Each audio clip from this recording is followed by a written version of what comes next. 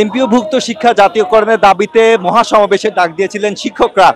আজকে বেলা 10টা নাগাদ তারা কিন্তু জাতীয় প্রেস ক্লাবের সামনে এসে সমবেত হতে শুরু করেন এবং এখান থেকে তারা এক দফা কিন্তু ঘোষণা দিয়েছেন যে যে পর্যন্ত না তাদের সেই জাতীয়করণের যে এক দফা সেই দাবি না মানা হবে সে পর্যন্ত তারা এখানে অবস্থান নেবেন এবং বেলা 2টা পর্যন্ত তারা একটা আলটিমেটাম দিয়েছেন, যদি তাদের দাবি না মানা হয় সেক্ষেত্রে তারা সচিবালয় অভিমুখে পদযাত্রা করবেন। এই মুহূর্তে দেখছি যে পুলিশের যে ব্যারিকেড সেই ব্যারিকেড দিয়ে রাখা হয়েছে। অপরদিকে যদি দেখানোর চেষ্টা করি যে আইন শৃঙ্খলা রক্ষাকারী বাহিনীর সদস্য পুলিশের কিন্তু ব্যাপক উপস্থিতি আমরা এখানে লক্ষ্য করছি। অর্থাৎ বলা চলে যে এখানে কিন্তু শিক্ষক এবং পুলিশের মধ্যে এক ধরনের ব্যাপক উত্তেজনা আমরা কিন্তু এখানে লক্ষ্য করছি। এখানে যারা আজকে শিক্ষক যারা এখানে সমবেত হয়েছেন তাদের আমরা বক্তব্য শুনবো, তাদের কাছ থেকে জানার চেষ্টা করবো যে তারা আজকে এখানে একত্রিত হওয়ার আসলে কারণ কি। বান্ডেল থাকলে প্রতি সেনমানিতে টাকা বাঁচবে। বিকাশ সেনমানি বান্ডেল কিনে জিতুন প্রতি লেনদেনে।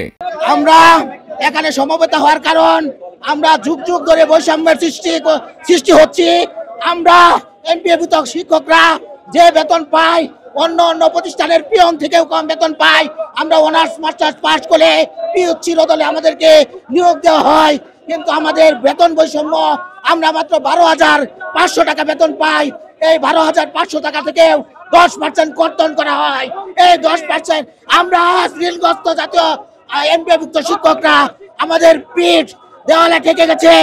আমরা আজ জাতির বিবেক হিসাবে অধিষ্ঠিত হলেও আমাদের ঋণগ্রস্ততার কারণে আজকে আমরা মৃত্যুর সম্মুখীন।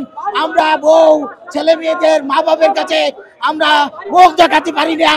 অবশ্যই সরকারের কাছে আমাদের দাবি, এই অন্তর্বর্তী সরকার শিক্ষা উপদেষ্টা এবং প্রধান উপদেষ্টা সহ সকল ছাত্রদের উপদেষ্টাদের কাছে আমাদের দাবি, আমাদের এই মায়াটুকু এই দয়াটুকু আমাদের এমপিওভুক্ত শিক্ষকদের করেন।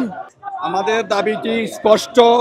আপনারা জানেন বাংলাদেশে 97% শিক্ষা প্রদান করে বেসরকারি এমপিওভুক্ত প্রতিষ্ঠান, কিন্তু দুর্ভাগ্যজনক হলো সত্য যে এই 97% শিক্ষাদানকারী শিক্ষক এবং প্রতিষ্ঠানকে বেসরকারি রেখে কোনোভাবে দেশের শিক্ষাকে আধুনিক এবং ডিজিটাল বাংলাদেশ করা সম্ভব নয়।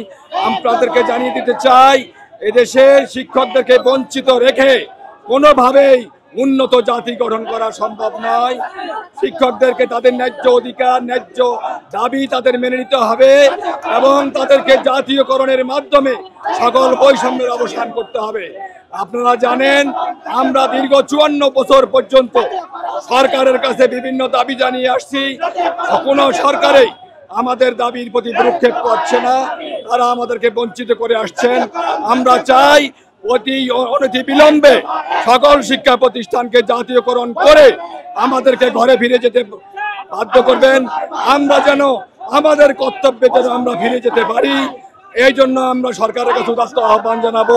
সরকার আমরা এই মুহূর্তে দেখছি যে কিন্তু যে শিক্ষকরা তারা কিন্তু বিভিন্ন স্লোগান দিচ্ছেন এবং অপরদিকে কিন্তু আমরা দেখছি যে পুলিশেরও কিন্তু শক্ত অবস্থান রয়েছে এবং প্রেস ক্লাবের যে সামনে যে সড়কটি রয়েছে এখানে কিন্তু আমরা দেখছি যে কাটা তাদের বেড়া দিয়ে রাখা হয়েছে।